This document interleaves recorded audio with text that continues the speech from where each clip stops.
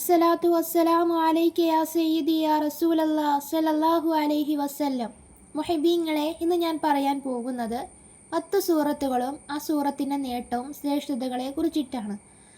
ഇൻഷാ അല്ലാഹ് അല്ലാഹു സുബ്ഹാനഹു വ തആല സ്വീകരിക്കുമാറാകട്ടെ. ആമീൻ യാ റബ്ബൽ ആലമീൻ.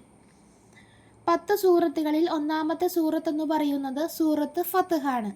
അള്ളാഹുവിൻ്റെ കോപത്തെ തടുക്കും എന്നതാണ്.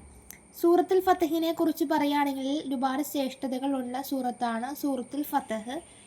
ഒന്നാമത്തെ നേട്ടം, ശ്രേഷ്ഠത എന്ന് പറയുന്നത് നമ്മുടെ ഉദ്ദേശ സഫലത്തിന് ഒരു പ്രധാന സൂറത്താണ് സൂറത്തുൽ ഫത്ഹ്. മരണസന്നമായ രോഗിയുടെ അടുത്ത് ഓതുകയാണെങ്കിൽ മരണവേദന ലളിതമാക്കും. അതേപോലെ തന്നെ ബുഹാരി റിപ്പോർട്ട് ചെയ്യുന്ന ഒരു ഹദീസിൽ കാണാം, നബി സല്ലല്ലാഹു അലൈഹി വസല്ലമ തങ്ങൾ പറഞ്ഞു, ഈ രാത്രിയിൽ എനിക്കൊരു സൂറത്ത് അവതരിച്ചു. ഇഹലോകത്തെക്കാളും അതിലുള്ള എല്ലാത്തിനേക്കാളും എനിക്ക് പ്രിയങ്കരമാണ്.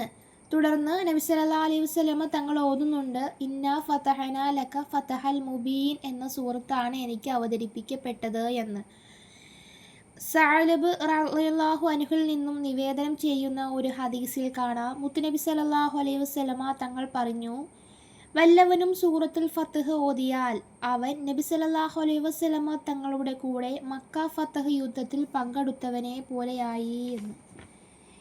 ഇബ്നു മസ്ഊദ് റളിയല്ലാഹു അൻഹുവിൽ നിന്നും നിവേദനം, നബി സല്ലല്ലാഹു അലൈഹി വസല്ലമ തങ്ങൾ പറഞ്ഞു, ഒരാൾ റമളാനിലെ ആദ്യ രാത്രിയിൽ സുന്നത്ത് നിസ്കാരത്തിൽ സൂറത്തുൽ ഫത്ഹ് ഓതിയാൽ ആ കൊല്ലം മുഴുവൻ അയാൾക്ക് അല്ലാഹു എന്ത് നൽകും? സുരക്ഷിതത്വം നൽകുമെന്ന് റൂഹുൽ ബയാൻ.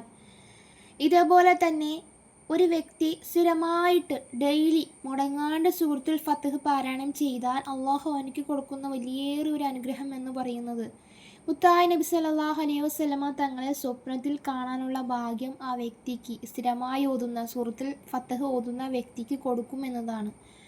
അങ്ങനെ തുടങ്ങി ഒരുപാട് മഹത്വങ്ങളാണ് സൂറത്തുൽ ഫത്ഹിന് അള്ളാഹു നൽകിയിട്ടുള്ളത്.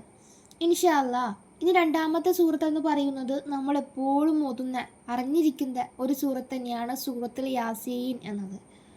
അന്ത്യനാളിലെ ദാഹത്തെ തടുക്കും എന്നതാണ്. നമ്മൾ എന്ത് ആഗ്രഹിച്ച് ഓതുന്നുവോ അതിനുള്ളതാണ് സൂറത്ത് യാസീൻ. സൂറത്ത് യാസീൻ ഖുർആനിൻ്റെ ഹൃദയമാണ്.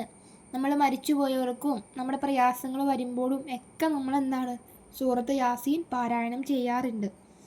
ഇൻഷാ അല്ലാഹ് മൂന്നാമത്തെ സൂറത്ത് എന്ന് പറയുന്നത് സൂറത്ത് ദുഹാനാണ്. അന്ത്യനാളിലെ ഭയാനകതയെ തടുക്കും. മാത്രവുമല്ല, സൂറത്ത് ദുഹാൻ പാരായണം ചെയ്യുന്നവർക്കായി 70,000 മലക്കുകൾ പൊറുക്കലിനെ തേടും എന്നത്. ഇതെല്ലാം നാം സ്ഥിരമായി ഓതുന്ന സൂറത്തുകൾ തന്നെയാണ് കേട്ടോ. വലിയ പുണ്യങ്ങളാണ്. ഇങ്ങനെ തുടങ്ങി എല്ലാ സൂറത്തിനും അള്ളാഹു ഓരോ അനുഗ്രഹങ്ങളും മഹത്വങ്ങളും കൊടുത്തിട്ടുണ്ട്. ഞാൻ ചുരുങ്ങിയ 10 സൂറത്തുകളാണ് പറഞ്ഞിരിക്കുന്നത്. നാലാമത്തെ സൂറത്ത് എന്ന് പറയുന്നത് സൂറത്തുൽ വാഖിയാണ്. ദാരിദ്ര്യത്തെയും കഷ്ടപ്പാടുകളെയും തടുക്കും. തുടർന്ന് വാഖിയ പതിവായി രാത്രിയിൽ പാരായണം ചെയ്താൽ അവനെ തൊട്ട് ദാരിദ്ര്യം തുടച്ചു മാറ്റപ്പെടും. അള്ളാഹു അവനിക്ക് ദാരിദ്ര്യം കൊടുക്കുകയില്ല. എങ്ങനെയുള്ള ആൾക്കാണ്? സൂറത്തുൽ വാഖിയ പാരായണം ചെയ്യുന്നയാൾക്ക്. 5 സൂറത്തുൽ മുൽക്ക്. ഖബർ ശിക്ഷയെ തൊട്ട് തടയും. തബാറക സൂറത്ത് പാരായണം ചെയ്യുന്നവരെ ഇത് ഖബർ ശിക്ഷയെ തൊട്ട് തടയുന്നതും ഖബറിലെ അദാബിനെ തൊട്ട് രക്ഷപ്പെടുത്തുന്നതുമാണ്.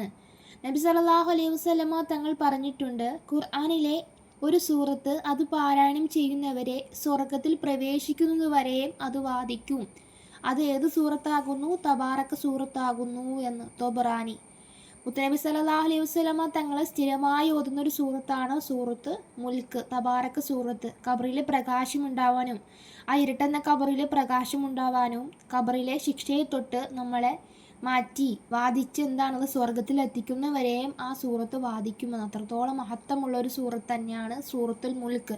നമ്മൾ സ്ഥിരമായി ഡെയിലി ഓതേണ്ട ഒരു സൂറത്ത് തന്നെയാണ്. ഇൻഷാ അല്ലാഹ് ആറാമത്തെ സൂറത്ത് എന്ന് പറയുന്നത് സൂറത്ത് കൗസറാണ്.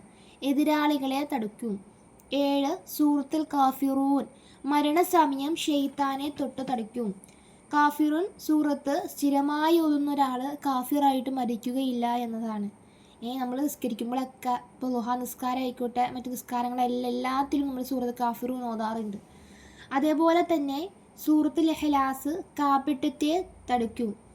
ഇൻഷാ അല്ലാഹ് സൂറത്തുൽ ഇഖ്ലാസിനെ കുറിച്ച് പറയുകയാണെങ്കിൽ ഒരുപാട് മഹത്വങ്ങളുണ്ട്. സ്വർഗത്തിലെ കൊട്ടാരങ്ങൾ വരെ ലഭിക്കുന്ന മഹത്തമായൊരു സൂറത്താണ് സൂറത്തുൽ ഇഖ്ലാസ്. ചുരുങ്ങി ചെറിയൊരു സൂറത്തും കൂടിയാണ്. നമ്മളെപ്പോഴും നിസ്കരിക്കുമ്പോഴൊക്കെ ഓതാൻ പറ്റിയൊരു സൂറത്ത് തന്നെയാണ്. ദുഹാ നിസ്കാരത്തിലും മറ്റു നിസ്കാരങ്ങളിലെല്ലാം സൂറത്തുൽ ഇഖ്ലാസ് നമ്മൾ ഓതാറുണ്ട്. അതേപോലെ തന്നെ 9-ാമത്തത് സൂറത്തുൽ ഫലക്കാണ്. അസൂയയെ തടുക്കുമെന്നത്, കുശുമ്പ്, കുഞ്ഞായ്മ ഇങ്ങനെ തുടങ്ങിയ എല്ലാത്തിൽ നിന്നിട്ടും നമ്മളെ മാറ്റി നിർത്തുന്ന ഒരു സൂറത്താണ് സൂറത്തുൽ ഫലക്ക്. 10-ാമത്തത് സൂറത്തുൽ നാസാണ്. വസ്വാസിനെ തൊടുക്കും. നമുക്ക് വസ്വാസം ഉണ്ടാവുമല്ലോ, അവിടെ അങ്ങനെ ചെയ്തു, അല്ലെങ്കിൽ പുറത്ത് പോകുമ്പോൾ ഇവിടെ മോട്ടർ ഓൺ ആക്കിയിട്ടിട്ടുണ്ടോ, അങ്ങനെ തുടങ്ങിയിട്ട് ഒരുപാട് വസ്വാസമായിരിക്കും നമുക്ക്. അപ്പോൾ അതിൽ നിന്നെല്ലാം നീക്കാൻ എന്താണ് സൂറത്തുൽ നാസ് നമ്മളെ സഹായിക്കുമെന്ന്. ഇങ്ങനെ തുടങ്ങി 10 സൂറത്തുകളെ കുറിച്ചിട്ടാണ് പറഞ്ഞത്. ഒരുപാട് സൂറത്തുകളുണ്ട്. ഇൻഷാ അല്ലാഹ് അത് ചുരുങ്ങി 10 സൂറത്താണ് എന്ന് ഞാൻ പറഞ്ഞേക്കുന്നത്. അല്ലാഹു സുബ്ഹാനഹു വ തആല നമുക്ക് ധാരാളമായിട്ട് എന്നും ഡെയിലി സൂറത്തുകളൊക്കെ സ്ഥിരമായി ഓതാനുള്ള തൗഫീഖ് നൽകി അനുഗ്രഹിക്കട്ടെ. ആമീൻ യാ റബ്ബൽ ആലമീൻ. ഇൻഷാ അല്ലാഹ് ദുആ വസിയത്തോടെ.